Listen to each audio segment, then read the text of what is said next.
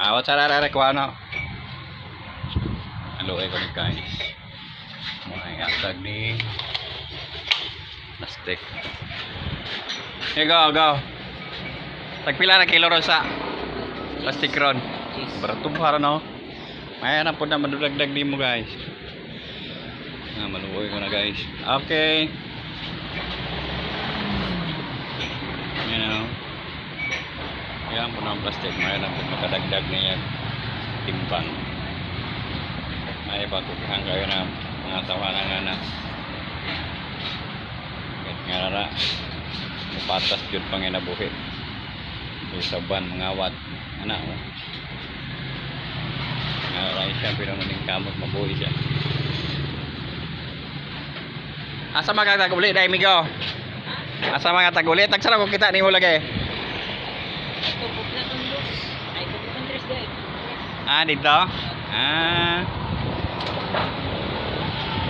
Agi-agi na din kaya basing na ikaluoy na ba? Makashare ta sa imo ha. Okay.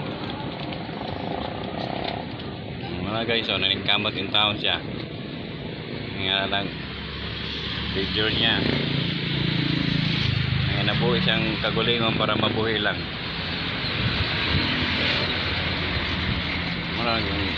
Ako yung mga plastic akong gitigom guys para mahatag po niya madagdag sa iyang halin. Muna ngay natong tabangan nga na guys.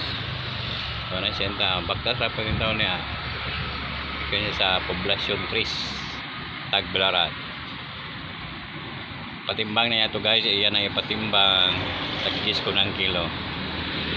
Okay guys, daghang salamat sa inyong pagwalang sawang paglantaw sa aking video. Daghang salamat. Diaday akong mga motor guys. Ayan guys na.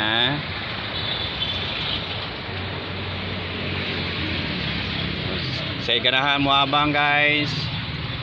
Diaran sa atbang sa Lightport. Na, daghang available ko karon guys. Magapamili mo ron. Yan na, yan partner, standby food. Ini. Ari duhang niyo. Yan guys. Kasi kaloy ana na yun guys. Sabado. 3 days na may way halin. Zero balance guys. Sige lang. Ganyan lang ang buhay. Weather lang.